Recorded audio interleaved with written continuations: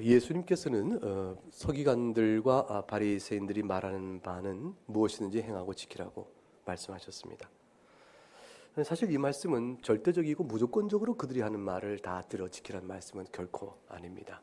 왜냐하면 바리새인들의 교훈들을 너희가 주의하라고 말씀하셨기 때문이죠. 그래도 불구하고 서기관들과 바리새인들의 말하는 바를 행하고 지키라고 말씀하신 것은 까닭은 딱 한 가지입니다. 그들이 모세 자리에 앉아있기 때문입니다. 모세 자리에 앉아있다는 것은 교회적인 의미에서 참 중요한 위치를 갖습니다. 즉 무슨 뜻이냐면 모세를 통해 하나님께서 말씀하신 율법을 선포하고 설교하고 강설할 권위가 그 당시 교회에서는 서기관에게 주어졌다라는 뜻을 말하고 있기 때문입니다. 물론 서기관은 당연히 바리새인들과 더불어서 도덕적으로 흠이 많았고 영적으로 문제가 있었으며 하나님의 율법을 사람의 계명으로 바꾸어 가르치는 죄를 범하는 그런 자들이었습니다. 그렇다고 하더라도 이들을 통해서 하나님 율법과 계명이 전해지는 일 자체가 부정되어서는 안 되는 점을 유의할 필요가 있는 것이죠. 이들이 비록 악해도 이들의 입술을 통하여 하나님 율법과 계명이 교훈되고 있다는 사실을 전면적으로 거부하거나 무시해서는 안 되는 것입니다. 나그네 교회에 오신 여러분들은 나그네 교회에서 처음 신앙을 갖는 분들이 아닙니다. 나름의 이유가 있고 형편에 따라서 이 교회를 오게 되셨는데 그럴 때에 이전에 어떤 교회를 다녔었어도 그 교회의 경험이 여러분이 어떻게 평가하시더라도 그곳에서 하나님께서 말씀을 들어 선이 역사하시는 일정한 역할이 있었고 그 은혜 때문에 여러분도 그때도 예수 믿는 사람으로 있었던 것입니다. 한국 교회의 이 모양 저 모양 다양한 교회들이 다양한 문제점을 갖고 있습니다. 다양한 문제점 속에서 그것이 거짓 교회가 되어져서 그리스도의 복음을 근본적으로 부인하지 않는 한 그들 가운데 연약한 가운데 힘이 하나마 하나님의 말씀을 들고 있는 이상 그곳에서도 역사하는 하나님의 은혜는 쉬지 않고 있습니다. 하나님 그렇게 오래 참으시는 분이에요.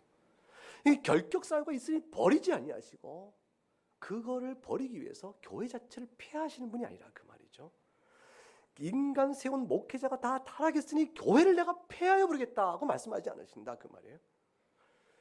구약교회가 신약교회로 바뀌는 과정 속에서 구속사적인 맥락 안에서 교회의 형식이 바뀌고 그러나 복음의 내용은 과거나 지금이나 동일하게 있는 것처럼 주 예수께서 오실 때까지 교회가 부패하더라도 교회 자체를 폐기하지 않으시고 그 가운데 남은 자를 찾아내시는 오래 참으시는 하나님의 은혜는 계속돼 간다는 것을 잘 기억해야 됩니다.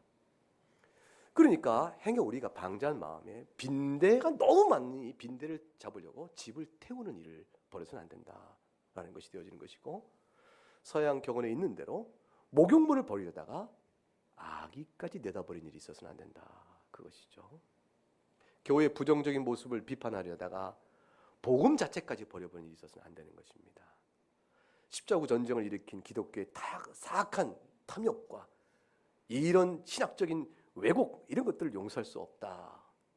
노예 제도를 지지하는 어떻게 교회가 교회일 수 있겠느냐라고 말해주고 제국주의 앞잡이질을 한 것이 아니냐 선교사가 선교적인 이래들을 폄하하고 멸시하는 오늘날 타락한 목사나 장로나 집사 같은 모든 교회 직원들의 부패한 양상 때문에 기독교 복음 자체를 들어서 거부하는 일들이 우리 주변에 보게 되는데 그런 일이 있어서는 안 된다는 것입니다.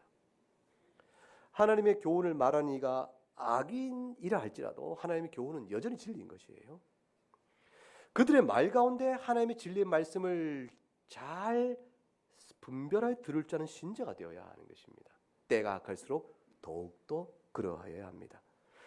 따라서 그러한 하나님의 말씀을 가려듣고 하나님의 말씀이 저 가운데 있을 것이라 하고 그러한 마음의 태도를 만일 놓치게 되어지면 그러면 하나님의 교훈 자체를 아예 귀를 막아버려서 듣지 않는 어리석고 때로는 교만한 자의 모습을 갖게 되어집니다.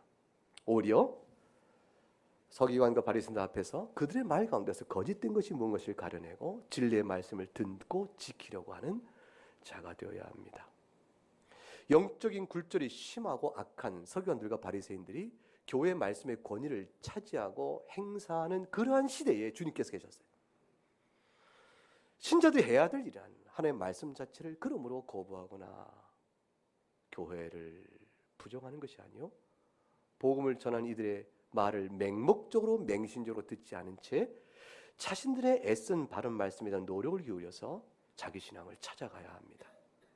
신앙의 양심에 따라 바른 말씀을 찾아가고 진리를 찾아가야 하는 것입니다. 그래서 잘 가려서 듣는 분별의 노력이 성도 각각에 필요한 것입니다. 종교개혁은 교회를 버린 것이 아닙니다. 종교개혁은 복음을 분별한 것이에요. 그 당대의 교회가 복음에서 이탈돼 거짓이 난무하고 타락하고 부패해 있자 그 당시에서 복음을 잘 분별하여 말씀의 진리를 분별하다 보니 교회의 참된 모습을 회복하기 위한 노력의 결과가 종교개혁이 되어진 것입니다.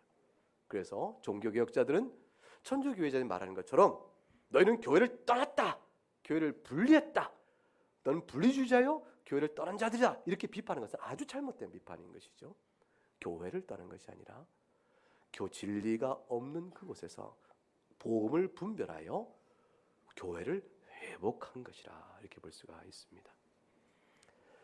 더욱이 근데 이들이 서기관과 바리새인들이 하나님의 말씀에 사람의 계명을 섞어 가르치는데 멈추지 아니하고 저들은 그렇게 한 것만큼 하나님의 말씀 자체에 대한 온전한 교훈을 바르게 깨닫지 못했기 때문에 저들은 애써 나름대로는 경건한 일하고 자기를 포장하더라도 주님 모실 때는 율법을 지키지 않는 방종한 사람이요, 오히려 외식한 사람이 되고 마는 것입니다. 오늘 살피는 특별히 4절의 말씀, 3절까지 지난주에 살폈으므로 4절의 말씀은 3절의 말씀한 대로 저들이 말하는 바는 행하고 지키되 행하는 행위는 본받지 말라 라고 말씀하셨는데 그 까닭이 무엇인지를 알게 하는 바리새인과 서기관들의 양상을 한 가지 드러내 줍니다. 한 가지 그것이 4절 말씀에 나와 있어요. 같이 읽어보겠습니다.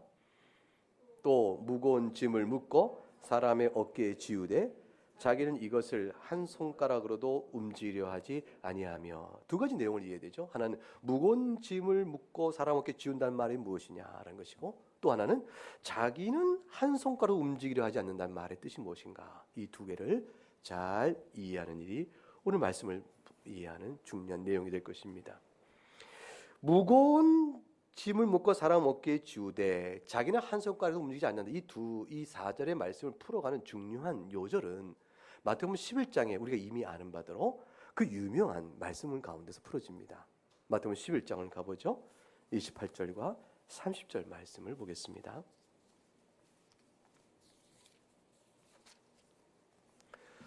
마태복음 11장 28, 30절 말씀 같이 읽어봅니다. 수고하고 무거운 짐진 자들아 다 내게로 오라. 내가 너희를 쉬게 하리라. 나는 마음이 온유하고 겸손하니 나의 멍에를 메고 내게 배우라. 그리하면 너희 마음이 쉼을 얻으리니 이는 내 멍에는 쉽고 내 짐은 가벼움이니라. 여기서 주님께서 수고 무거운 짐진 자들을 초대합니다. 인생이 고단하고 수고하고 무거운 짐진 것이죠. 시편에도 말씀하시기를 수고와 슬픔뿐인 인생이라 그 말씀했습니다. 인생은 누구나 다 그런데 죄 아래 심판 아래 사는 인생이요, 내 개인이 중생자요 그리스도의 은혜로 구원받다 할지라도 인생 사는 동안은 일정한 제한과 억압과 또 죄로 인한 다른 사람의 죄로 인한 고통을 받고 살아갑니다. 슬프지요. 힘듭니다.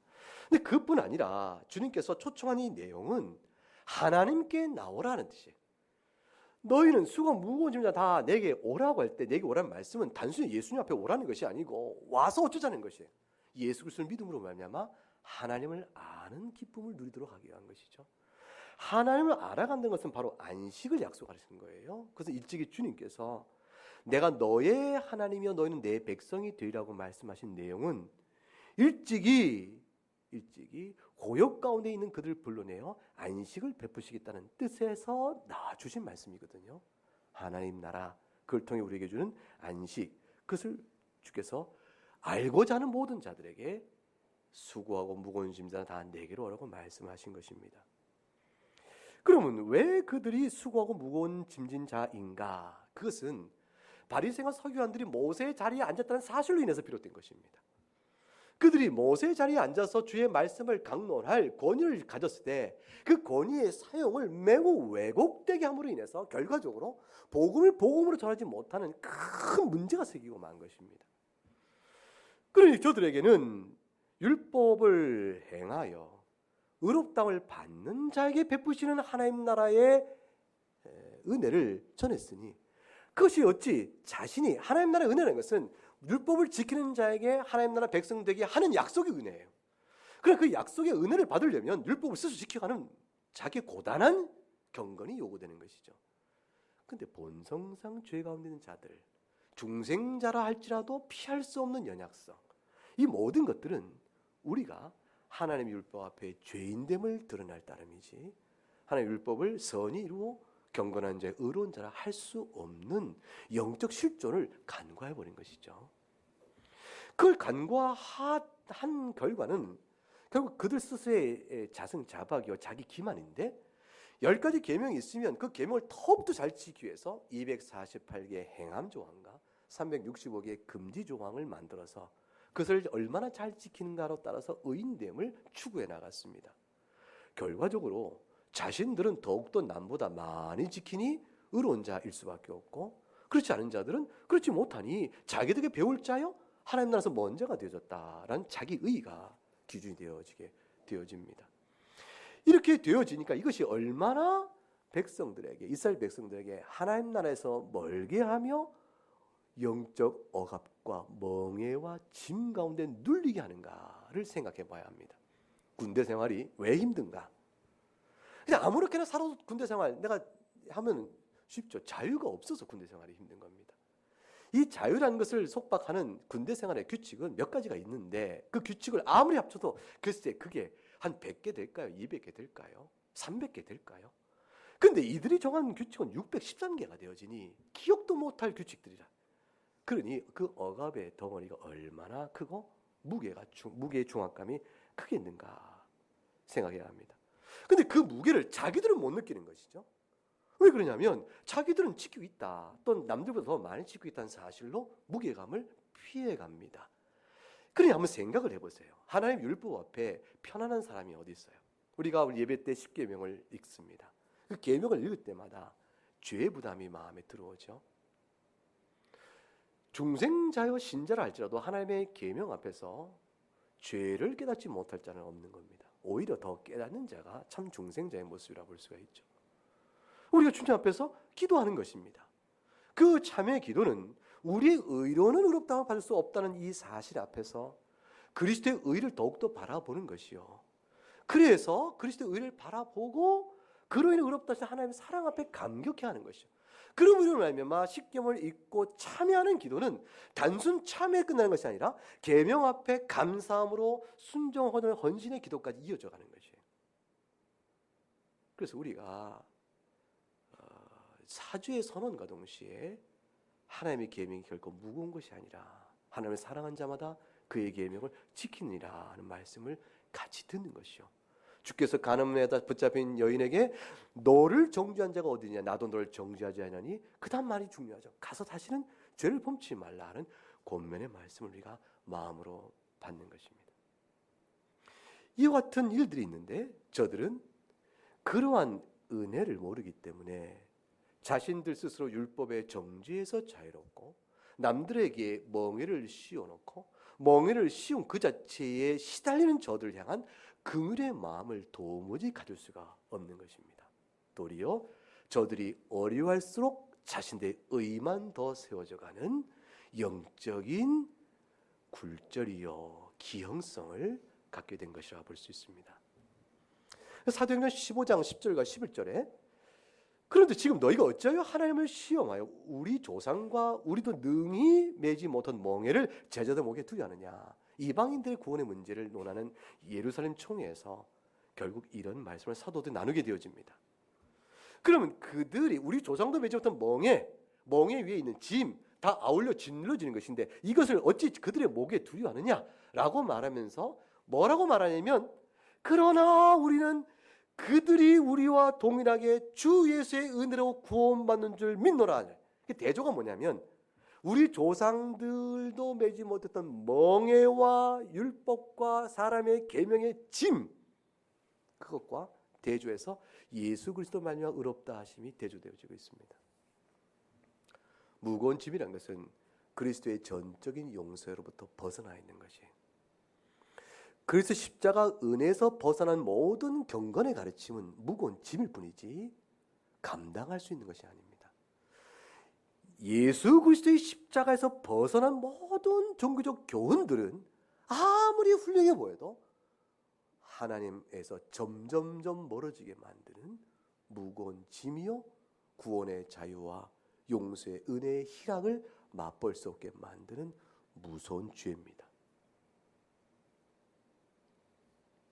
예수님께서는 이러한 자들이 당대 교회 안에 있음을 염두에 두시고 무거워하고 수고한 짐진 자들아 내게로 나오라 이렇게 말씀하신 것입니다.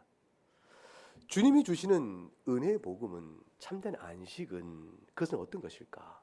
예레미야 31장에 나와 있는데 찾으시면 찾아보시기 바랍니다. 예레미야 31장 31절부터 보게 되면 약 1100쪽 어간에 있습니다.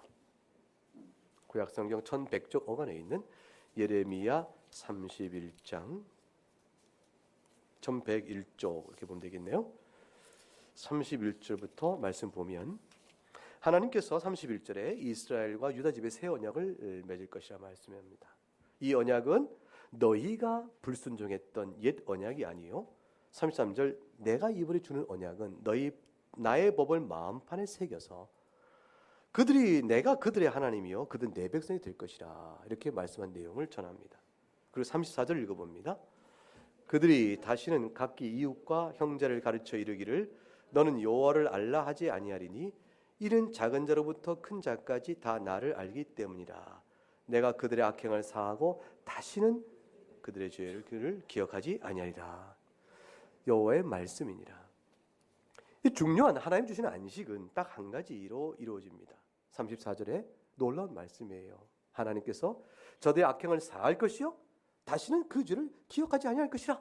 주님의 전적인 용서, 그 용서의 기반인 주님의 전적인 긍휼, 그 긍휼을 값없이 주시는 은혜, 그것만이 우리로 하여금 안식을 누릴 수 있는 토대가 되어지는 것입니다.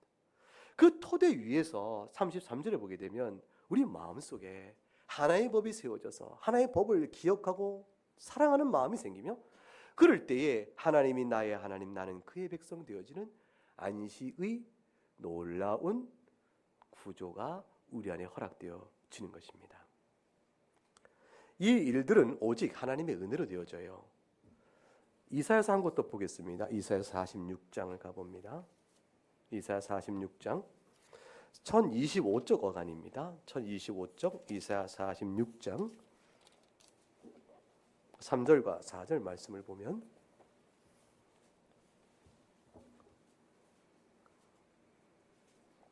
찾으셨으면 같이 읽어봅니다.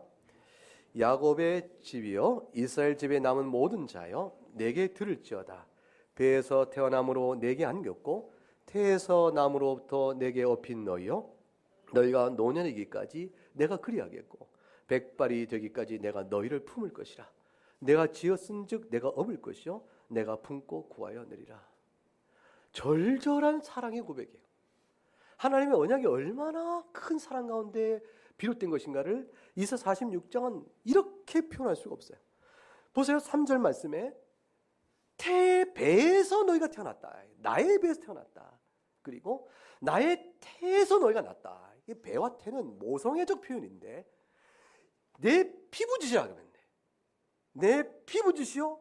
너희가 내 배에서 태에서 태어났다는 말은 모성애적 사랑의 가장 강렬한 것을 묘사할 뿐만 아니라 이 배와 태가 상징하는 말은 뭐냐면 하나님의 내면 안에 가장 중심에서 우러나는 긍휼이에요. 긍휼.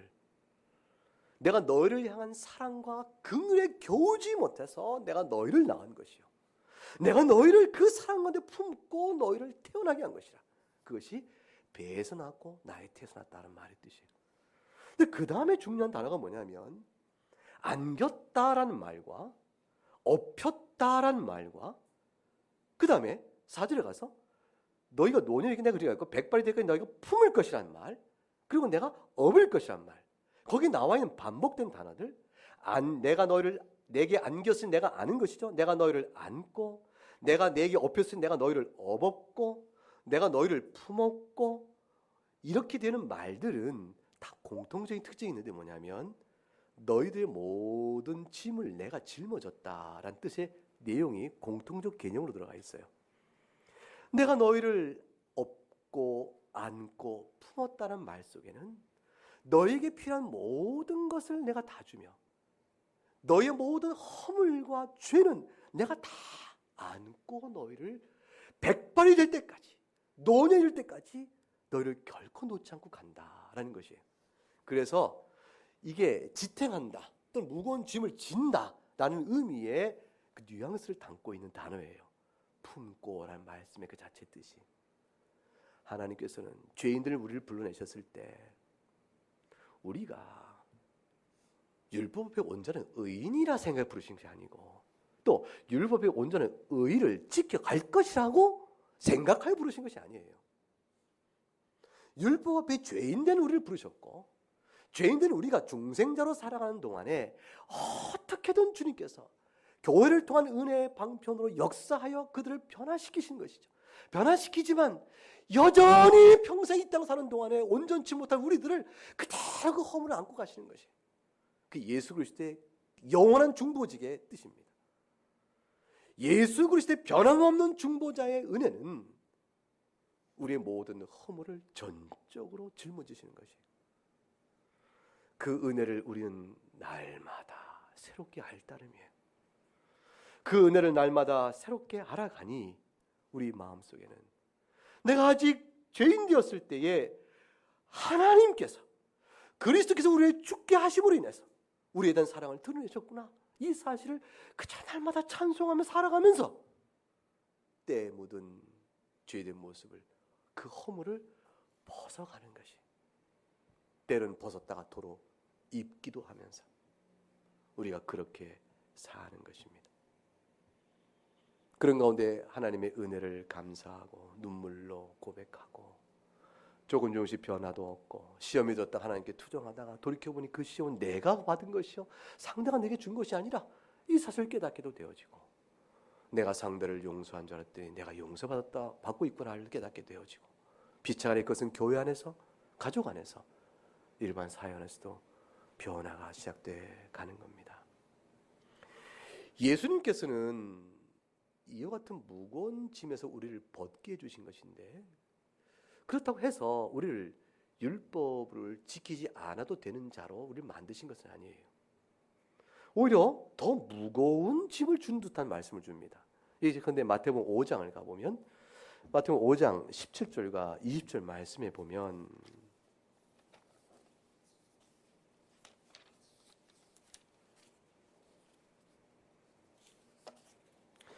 (5장 17절과 20절) 말씀, 내가 율법이나 선지자를 폐하러 온 줄로 생각하지 말라. 폐하러 온 것이 아니요 완전하게 하려 함이라.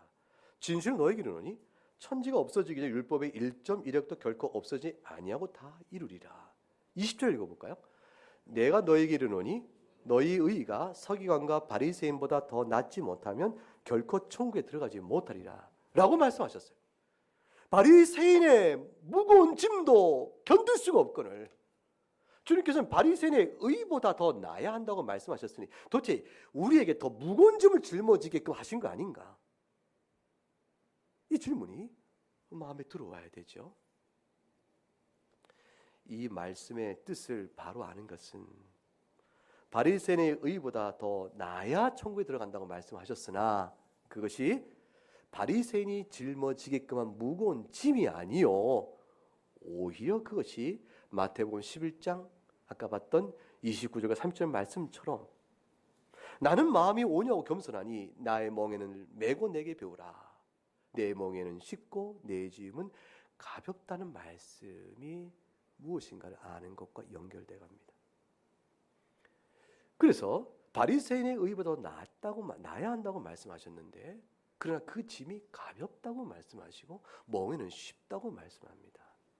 그럼으로 인해서 바리새인들과 서기관들이 무거운 짐을 짊어지게 하고 손가락 하나도 까딱하지 않는다라는 손가락 하나 까딱됨이 무엇인가를 이해하는 중요한 실마리를 이 부분에서 풀어주시게 되어집니다.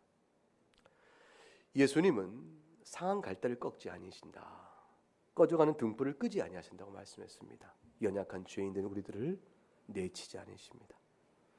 어떤 죄를 범하여도 주 앞에 나오면 세리인 삭개오에게 오늘 구원이 이 집에 이르렀고 이 사람이 아브라함의 자손이라 말씀하신 것처럼 우리 또한 아브라함의 자손이라 일컬음을 받을 수 있고, 그리고 말씀하시죠. 인자가 온 것은 잃어버린 자를 찾아 구원하려면 말씀하신 대로 우리도 또한 잃어버린 자 가운데서 구원받는 자가 되는 것입니다. 주님은 그런 분입니다. 그렇기 때문에 주님은 마음이 온유하고 겸손하다고 말씀하시며 우리에게 지어지는 멍에가 쉬운 것이라고 말씀합니다. 다시 말하면 주님께 나오면 산다라는 것이, 내가 주 앞에 회개하고 나의 죄인됨을 고백하면 살 수 있는 길을 내어주시는, 아낌없이 내어주는, 문을 활짝 열어주신 주님의 사랑, 그 사랑이 주님께서 우리에게 메어주신 멍에예요. 아무 일도 할 일이 없는 것이죠. 회개하면 되는 거예요. 세상에 회개하고 잘못을 인정하며 내가 살 길이 없습니다고 말하는 것으로 산자가 되고 의인이 된다는 일이 어디 있어요? 내가 얼마나 빚을 많이 진 자입니까? 라고 고백한다고 해서 빚이 없어져 버려요. 이런 일이 세상에 어디 있어요? 아니, 오히려 도리어 나에게 의의 자산을 부어주신다, 그 말이에요. 그런 말도 안 되는 일이 어디 있어요? 이게 하나님의 은혜예요. 하나님이 그것을 약속해 준 것이죠. 그 멍에는 실로 쉬운 것이라. 실로 쉬운 것이라. 멍에의 무게를 느낄 수가 없는 것입니다. 주님 감사합니다 라고 멍에를 매는 것이. 그러나 멍에가 아무리 도움을 줘도, 짐을 얹으면 멍에가 아무리 가벼워도 무거운 거 아니겠어요? 하나님의 율법은 죄인된 우리들에게는 무거운 것일진데 어떻게 무게를 느끼지 않을 수가 있을까? 그것은 은혜 복음 안에 있는 자에게 나타난 특별한 세 가지 특징 때문에 그렇습니다. 이 세 가지 특징이 없는 자들은 손가락 하나도 율법을 행하지 아니하며 다른 이들에게 멍에를 씌우고도 손가락 하나로도 그들에게 도움을 주지 않는 자들이라 주님 말씀하신 자들입니다. 자, 바리새인과 서기관들은 어떠한 자들이 아닐까요? 첫째, 그들은 예수 그리스도로 말미암아 저 율법의 정죄에서 해방되었다는 사실을 모르는 자들입니다. 그리스도의 멍에를 메고 있는 자가 율법의 짐이 가벼울 수 있는 까닭은 율법 자체가 가볍기 때문이 아니고 우리가 율법의 정죄로부터 자유케 되었기 때문에 그렇습니다. 두 번째는 짐이 가볍다 말씀하신 것은 죄인들에게 베푸신 성령의 은혜 때문입니다. 우리 마음속에 주 성령으로 말미암아 하나님의 법을 사랑하는 기이한 변화가 생기게 되어진 것입니다. 그래서 빌립보서 2장 13절에 너희 안에 행하시는 이는 하나님이시라 자신의 기쁜 뜻을 위하여 너희 속에 소원을 주신다 그랬어요. 우리 마음에 소원이 생긴 것이죠. 주님의 말씀을 사랑합니다. 예수님을 사랑합니다. 이런 놀라운 변화가 생기기 시작한 것이죠. 사랑하는 자는 무거운 짐이 아닌 것이에요. 야곱이 라헬을 다시 얻기 위하여 7년의 노역을 하나 그 7년을 어떻게 여겼다고 성경에 기록되어 있죠? 수일처럼 여겼다. 며칠같이 여겼다고 되어 있습니다. 하나님을 사랑하는 자는 하나님의 말씀이 이전과 달리 다가오는 것이에요. 우리 안에 성령의 능력으로 인한 행함의 소망과 기도할 때 부으신 능력으로 하나님의 말씀을 쓰는 놀라운 성화적 변화가 우리 안에 생기게 되어집니다. 그것이 물론 옛사람의 성품과 자체가 남지 않았다는 것이 아니요, 여전히 죄의 규정에 범하는 우리의 부족과 그 악함이 없었다는 것이 아니에요. 완전한 자는 없지만 그러나 변화는 시작되어 있는 것이죠. 그리고 무엇보다도 그리하여 시편 19편의 말씀처럼 10절에 세상에 하나님의 말씀이 금, 곧 많은 순금보다 정금보다 더 사모할 것이요 꿀, 그 꿀 중에 송이꿀보다 더 달다 이렇게 얘기했습니다. 하나님의 말씀이 달게 들어오는 것입니다. 그 은혜를 경험하게 되어지는 것이죠. 그러니 그리스도의 복음의 멍에에 얹혀진 하나님의 율법은 무거운 짐이 아닌 게 되어집니다. 그리고 무엇보다도 감사의 순종입니다. 내가 율법을 행함으로 하나님 백성 되는 것이 아니요, 율법의 정죄부터 자유케 된 자가 성령께 내 안에 은혜를 주시니 하나님의 율례를 사모하고 그 가운데 사는 것이 참 자유자의 행할 바다라는 사실을 깨닫게 되어지는 것이죠. 그래서 그리스도께서 너희를 자유케 한 그 자유로 더 이상 죄의 멍에를 지지 말라, 그 말씀의 뜻이 내 안에 이루어지고 하나님의 말씀 순종할 때 내 안에서 참된 영적인 행복과 기쁨, 사망에서 건진받은 자의 영생의 그 향기를 맛보게 되는 것이죠. 이 신자의 즐거움이에요. 이 즐거움이 우리 가운데 얼만큼 풍성하냐가 신자 신앙생활의 영적인 동력이 됩니다. 우리가 한때는 그럴 때가 있고 그렇지 못할 때가 있고 그렇죠. 어떤 때 은혜가 풍성하여 세상을 봐도 감당할 만하고 좋아 나는 하나님의 자녀야, 이런 자신의 신분의 확인을 통해서 힘과 용기를 얻어가고 죄도 싸워가는데, 어떨 때는 죄의 노예처럼 살아가기도 하죠. 우리는 그런 연약성을 통해서 다시 십자가 앞에 나가게 되어 있는 겁니다. 그 십자가 은혜 앞에서 다시 주께 주시는 멍에는 실로 쉽고 그 짐은 가볍다라는 은혜의 말씀을 생각하게 되므로 우리가 변화가 되어집니다. 이래서 시편 116편 12절에 가게 되면 내게 주신 모든 은혜를 내가 여호와께 무엇으로 보답할 것인가, 그 말로 주께서 나의 결박을 푸셨으니 내가 그 은혜를 무엇으로 갚을꼬, 이 찬송을 하게 되는 겁니다. 그렇게 되니 오늘 우리가 십계명을 참여한 후에 사죄 선언하고 그다음 요한일서 5장 3절을 읽었습니다. 하나님을 사랑하는 것은 이것이니 우리가 그의 계명들을 지키는 것이라. 그의 계명들은 무거운 것이 아니로다 하는 말씀을 전하였습니다. 읽었던 것이죠. 바리새인과 서기관들은 이 놀라운 영적 비밀을 모르는 자들이었습니다. 모르는 자들이었기 때문에 그들이 율법의 멍에를, 무거운 짐을, 그들이 지은 멍에 자체는 쇳덩어리 멍에예요. 그 멍에 자체가 견딜 수 없이 무겁습니다. 거기에 하나의 율법을 얹어요.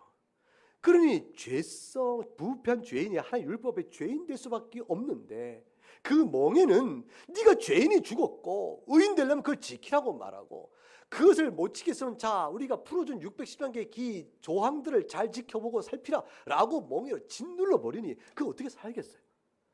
그렇게 짓눌러 놓고도 자신들은 지켰다고 생각하는 참으로 영적인 기형성에 빠진 것이에요. 남들은 못 지키나 나는 지켰고, 왜냐하면 율법과 하나님의 계명 앞에 죄인됨을 보지 못하니 자기가 의인된 자기 기만이 있고 자기 기만성이 있으니 손가락 하나를 까딱거려 자기가 율법을 지키는 자로 서 있지 못한 자가 되고 마는 것이죠. 율법을 참으로 깨달아 행하는 자가 못 되니 자기들 짊어진 그 율법의 멍에 앞에 그 율법, 그 자신이 채우는 율법의 멍에 위에 세워진 하나의 율법이 짓누르는 저들의 영적 고통을 알 길이 없는 것이죠. 긍휼을 아는 사람만이 복음을 전할 수가 있어요. 죄의 용서를 모르는 사람은 죄의 용서의 복음을 못 전하는 것입니다. 칼빈은 뭐라고 말했냐면, 하나님을 진정으로 경외하는 자들은 그의 제자들로 하여금 하나님께 순종하도록 하기 위하여 진심으로 정성을 다해 애를 쓴다. 그렇지만 다른 사람들에 대해서보다 자기 자신들에 대해서 훨씬 더 엄격하다. 그래서 다른 사람들에게 자신도 감당하지 못할 그렇게 가혹한 순종을 강요하지 않고 도리어 자신이 얼마나 연약한지 알기 때문에 다른 사람들의 연약성과 허물들을 너그럽게 대한다, 이렇게 되어 있습니다. 이것이 복음을 아는 자의 태도인 것입니다.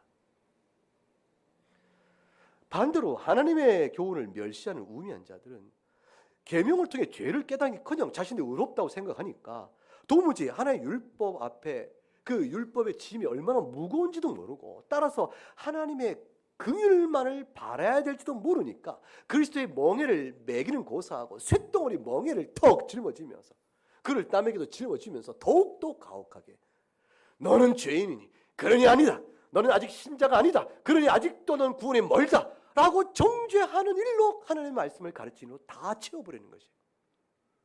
복음의 가르침이 하나님의 계명에서 얼마나 죄인인지를 드러내고 따라서 얼마나 의인인가를 가려내는 일이 있는다면 우리 가운데 살 자가 누가 있겠어요?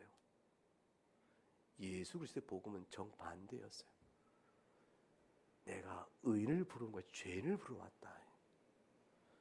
내가 잃어버린 것을 찾아온 것이다 라고 말씀했습니다. 이 말이 서기관과 바리새인들은 살려둘 수 없는 자로 예수님을 죽일 이유로 삼게 된 것입니다.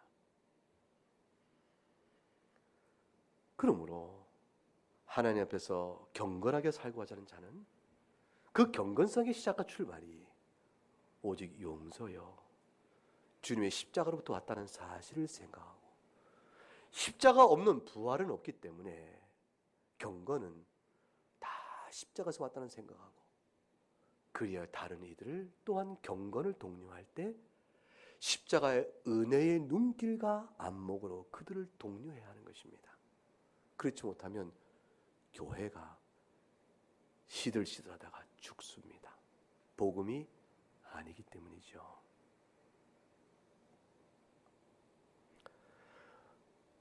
가정에서 자녀들을 신앙교육할 때 조심해야 합니다.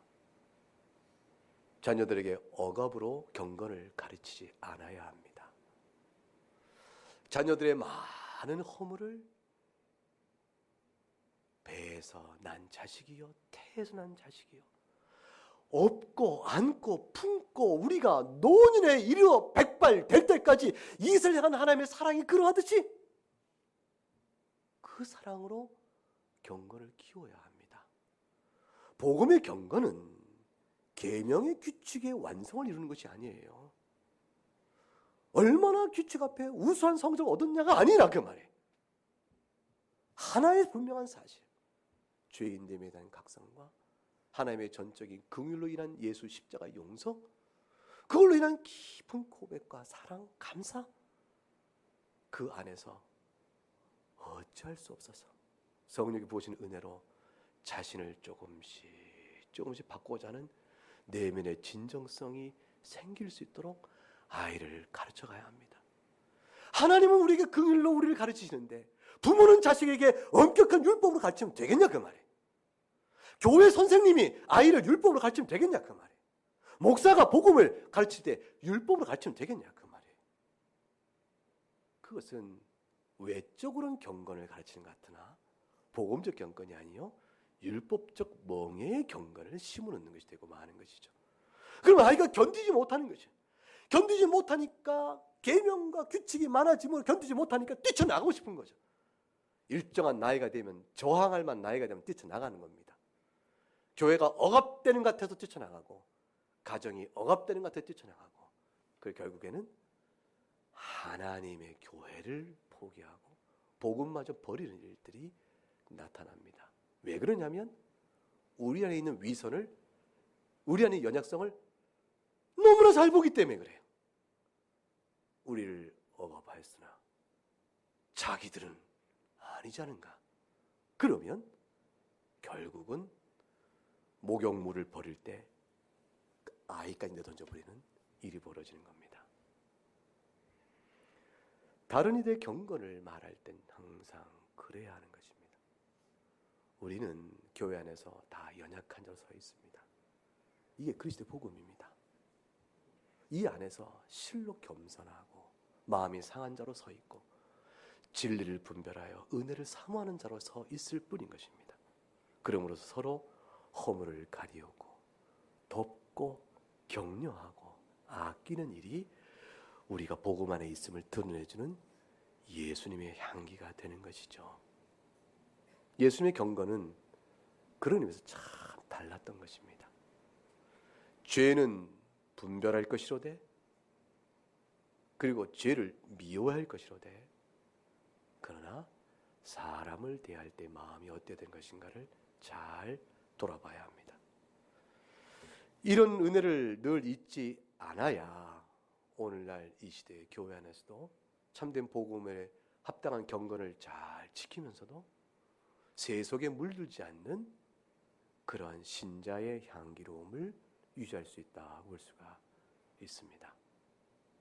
그래야 자기 손가락 하나 까딱하지 않고 율법의 참된 본질에 어긋났으니 율법을 지키려는 손가락 하나 까딱하지 않은 채 자기를 의인 삼은 자들의 죄를 피할 수 있는 것이요.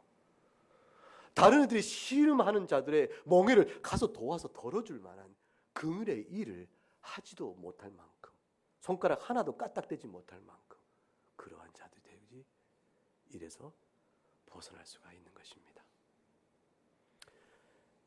죄를 범하거나 우리가 볼 때 경건치 못하다, 신잡지 못하는 자를 혹 교중에서 발견하게 되면 흉보면 안 됩니다.